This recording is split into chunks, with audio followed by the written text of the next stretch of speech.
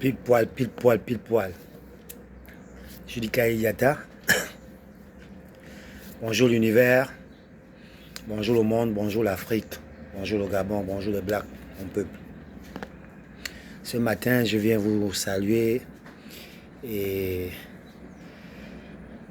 continuer toujours mon devoir pédagogique parce que je me suis engagé à mettre à la place du monde les informations et les enseignements que j'ai reçus du PPA, du Parti des peuples africains, à travers la CURFP, donc la cellule universitaire de recherche et de formation politique du Parti des peuples africains de son éminence Laurent Gbagbo. Donc en qualité de responsable de la CURFP, donc la cellule universitaire de recherche et de formation politique du PPA, je continue mon devoir de diffuser ces informations-là. Donc nous avons compris que en ce moment nous étudions les groupes de pression dans le contexte politique. Nous sommes à l'étude des groupes de pression, donc des associations qui vont influencer dans la politique. Donc on parle de la politique. On a dit dans les cours précédents que quand on parlait de politique, on parlait des systèmes politiques. On a compris que ces systèmes-là pouvait normalement être vu sous un angle ou une perspective juridique et normative qui accordait une priorité aux superstructures et qu'on pouvait aussi percevoir cela dans un contexte mécaniste qui considérait le système social comme un système mécanique dont les lois de fonctionnement sont données avec le schéma de montage. En introduction, bien entendu, excusez-moi. Alors, on a également compris qu'en fait, il y avait des éléments sous-jacents aux institutions, notamment les partis politiques qui étaient les porteurs effectifs du pouvoir politique dans la société moderne. On a compris également que, en dehors des partis politiques, les éléments autres qui étaient sous-jacents aux institutions étaient les groupes de pression, qui pouvaient être numériquement nombreux ou stratégiquement efficaces. À partir de ce moment-là, nous avons expliqué qu'est-ce que c'est un groupe de pression. Nous avons dit qu'en fait, c'était une association qui était porteuse de certaines attitudes communes, de certains intérêts spécifiques, qui développait une action en vue de réaliser ces buts-là, ces objectifs, et que principalement cette action devait se manifester en agissant médiatement ou immédiatement sur les instances qui sont dépositaires de la puissance publique. On a compris également qu'en fait, on ne pouvait étudier les groupes de pression que qu'en les faisant prendre une approche ou une forme empirique. Et que, en réalité, cette approche de l'étude scientifique des groupes de pression de façon empirique nous permettait de découvrir les modalités selon lesquelles les groupes opèrent et de mettre en évidence l'influence de ces modes opératoires là au niveau du processus politique. On a compris également que certes, mais cette étude-là ne pouvait que se faire au moyen des concepts théoriques, dans la mesure où c'est à partir de ces concepts théoriques que l'on pourra isoler au sein de la réalité empirique, en fait, les aspects qui sont considérés comme pertinents pour nous permettre d'interpréter les résultats des observations faites à partir de cette étude-là. À partir de ce moment-là, on a compris qu'en fait, certes, la théorie en fait ne pouvait pas donner une explication ou une image nette de la réalité empirique, qu'il fallait en fait considérer cette théorie en fait comme un instrument analytique qui nous permettra en réalité de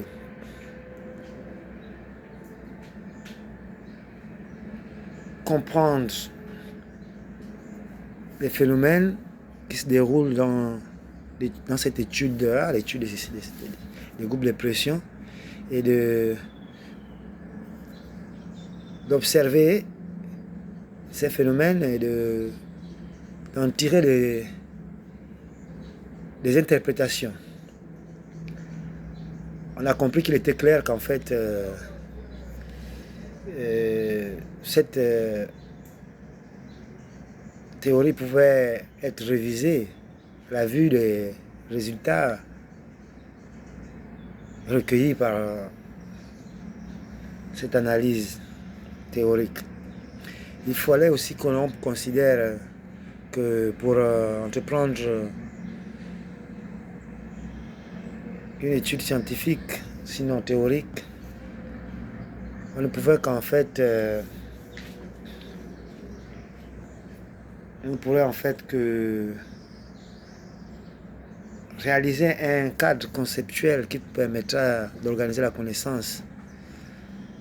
Nous avons pris quelques éléments suggérés, quelques indications suggérées par les études déjà faites afin de constituer cette théorie-là qui vont nous permettre d'agencer nos connaissances dans la suite de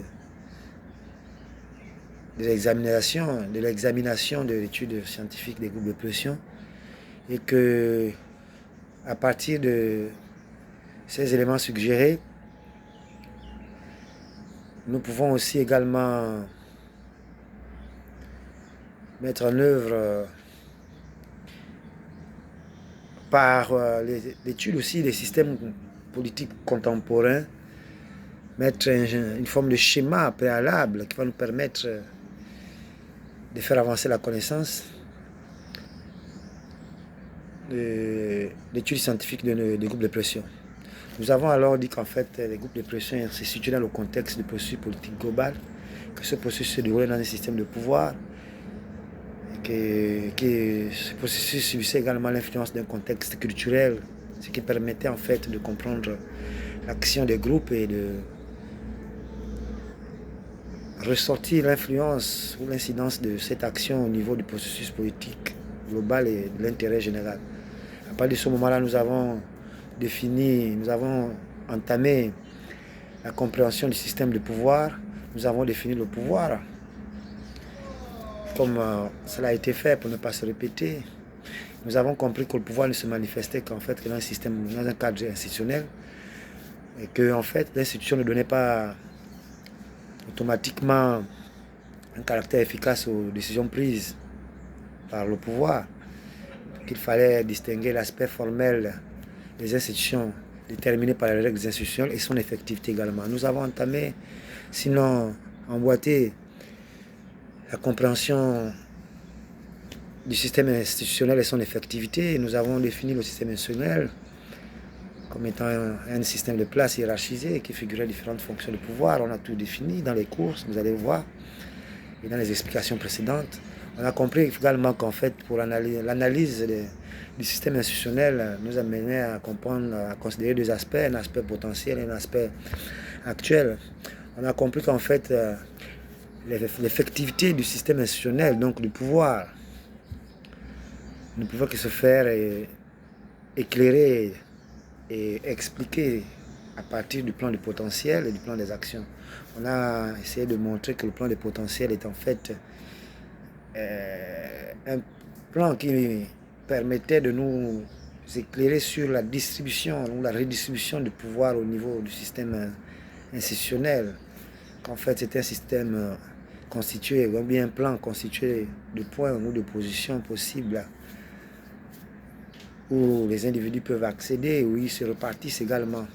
Et qu'en fait, ces positions portaient des potentiels de pouvoir, on pouvait les exprimer en termes de potentiel de pouvoir.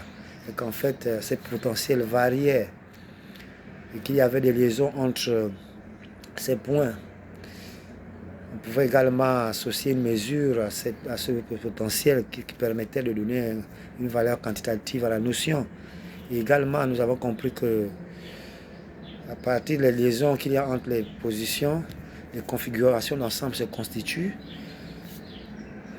car ces liaisons-là permettent aux positions de s'influencer réciproquement.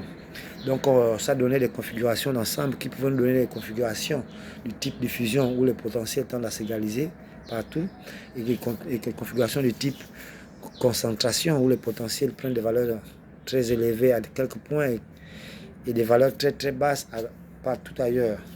Et qu'on a compris qu'en fait la configuration du plan des potentiels pouvait aller dans le sens de la diffusion, dans le sens de la concentration. Et on a aussi certifié et confirmé qu'en fait, il peut avoir le système de pouvoir ou de pouvoir que dans la mesure où la configuration des potentiels a un degré plus relativement élevé de concentration. On a également expliqué le plan des actions, que c'est un système de points aussi, assimilable à des décisions ou des actions. On a compris que pour comprendre ce qui se passait là-bas, il fallait essayer commode pour nous de considérer le temps comme un ensemble de moments discontinus. Et que à tout moment, les points de décision peuvent arriver, et que les décisions présentes équivalent à des décisions ultérieures à des moments antérieurs, à des moments antérieurs. Et que ces mêmes décisions actuelles entraîneront les décisions ailleurs à des moments ultérieurs. On a également compris qu'en fait, il y a des liaisons entre les systèmes, le plan des potentiels, le plan des actions, le système institutionnel. C'est le cours numéro 7, c'est là où on s'est arrêté, parce que tout ça, c'est les résumés du cours numéro 1, 2, 3 jusqu'à 7. Et qui dissèque le condensé du programme, pour éviter qu'on soit touffu, pour éviter d'être trop lourd. Donc on dissèque en cours numéro 1, 2, 3. Nous sommes au cours numéro 7, on va entamer bientôt le cours numéro 8. Donc nous sommes au cours numéro 7, les liaisons entre les potentiels, les actions, les institutions. C'est un peu ça là que je voulais vous dire ce matin. On a compris également qu'en fait, il existait en fait des liaisons entre le plan des potentiels, le plan des actions, et le système institutionnel. Cours numéro 7. On a compris qu'il y a des liaisons également entre le plan des potentiels et le plan des actions. Effectivement, on disait, par rapport aux explications, qu'une décision prise à un moment donné, à un point du plan des actions, nécessitait en fait l'existence d'un potentiel suffisamment élevé correspondant à ce point-là au niveau du plan des potentiels. Je vais un peu vous relire ça et puis voir comment je peux vous expliquer cela. Donc ici on disait liaison entre les potentiels, les actions et les institutions. D'autre part, il y a des liaisons entre le plan des potentiels et le plan des actions. Une décision d'un type donné ne peut apparaître à un moment, à un point de plan des actions, que si un potentiel suffisamment élevé existe en ce moment au point correspondant des plans des potentiels. Corrélativement, une décision en un point peut modifier le potentiel au point correspondant et par voie de conséquence, par l'intermédiaire des liaisons qui existent au plan des potentiels, modifier une portion plus ou moins étendue de la configuration des potentiels. Par ailleurs, le plan des potentiels se projette dans le système institutionnel. C'est en fonction de la configuration des potentiels que s'effectue la répartition des individus dans les postes de pouvoir prévus par les institutions. Et que d'autre part, les individus qui occupent ces postes ont à l'intérieur de ceux-ci une capacité d'action effective qui est mesurée par le potentiel qui les représente sur le plan des potentiels. Comme on le verra également, le système institutionnel contribue de son côté à déterminer la configuration des potentiels. Ça, c'est le cours numéro 7. On s'arrête.